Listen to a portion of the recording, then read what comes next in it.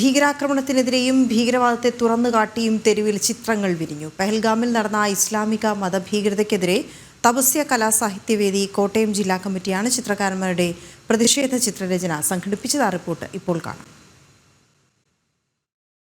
കാശ്മീരിലെ പഹൽഗാമിൽ നടന്ന ഭീകരാക്രമണത്തിലുള്ള പ്രതിഷേധമാണ് അക്ഷരനഗരിയുടെ ഗാന്ധി സ്ക്വയറിലെ തെരുവിൽ വിരിഞ്ഞ ചിത്രങ്ങൾ. P D Mohandas, Dinesh K Purushothaman, V K Suresh Kothanallur, Om Adityaraj, Bhagavath, Agneya Anu, Sivadarsh Madhav, Nivedita K Jith തുടങ്ങിയ പല പ്രായത്തിലുള്ള ചിത്രകാരന്മാർ ആവിഷ്കരിക്കുന്നത് ഭീകരതയോടുള്ള സന്ധിയില്ലാത്ത സമരം. തപസ്യ കലാസാഹിത്യവേദി കോട്ടയം ജില്ലാ കമ്മിറ്റിയാണ് ചിത്രകാരന്മാരുടെ പ്രതിഷേധ ചിത്രരചന സംഘടിപ്പിച്ചത്. തപസ്യ സംസ്ഥാന secretary artist P G Gopalakrishnan ഉദ്ഘാടനം ചെയ്തു.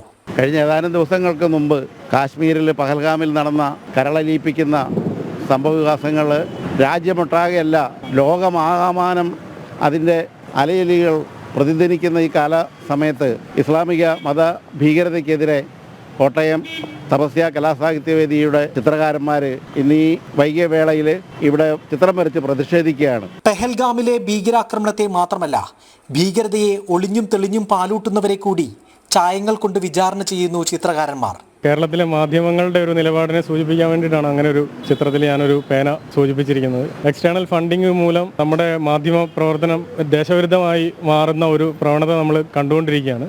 അപ്പോൾ അതിനെതിരായിട്ടുള്ളൊരു ഓർമ്മപ്പെടുത്തലും കൂടെയാണ് ആ ചിത്രത്തിലൂടെ ഞാൻ ഉദ്ദേശിച്ചത്. പെഹൽഗാമിൽ ജീവാഹുതി ചെയ്ത മലയാളി രാമചന്ദ്രൻ്റേതുൾപ്പെടെയുള്ള 26 പേരുടെ ചിത്രങ്ങൾ വരച്ച് ആദരവ് നൽകി ചിത്രകാരി നിവേദിത കെ ജിത്ത്. ഈ മുഖങ്ങൾ ഒരിക്കലും മറക്കാതിരിക്കാൻ കറുപ്പിലായിരുന്നു ആവിഷ്കാരം. അവരുടെ പേരുകൾക്ക് രക്തവർണ്ണത്തിലും. മതത്തിൻ്റെ പേരിൽ അവർ നമ്മളെ ഇങ്ങോട്ട് എതിർത്തപ്പം മതം നോക്കാതെ നമ്മളെല്ലാവരും ഒന്നിച്ചിന്ന് അവരെ തിരിച്ച് ശക്തമായിട്ട് എതിർക്കണം.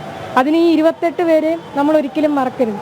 അപ്പം പലപ്പോഴും ഒരു അപകടം നടന്നു കഴിഞ്ഞാൽ അവർക്ക് പോയി, അവരുടെ കുടുംബത്തിന് പോയി, അങ്ങനെയായിരിക്കും എല്ലാവരും കാണുന്നത്. പക്ഷേ നമ്മൾ സത്യം പറഞ്ഞാൽ ഓർക്കേണ്ടത്, സത്യം പറഞ്ഞാൽ നമ്മുടെ രാജ്യത്തിൻ്റെ ഒരു പ്രതിബിംബം പോലെ തന്നെയാണ്. അപ്പോൾ ഇവരെ ഒരിക്കലും ആരും മറക്കരുത്.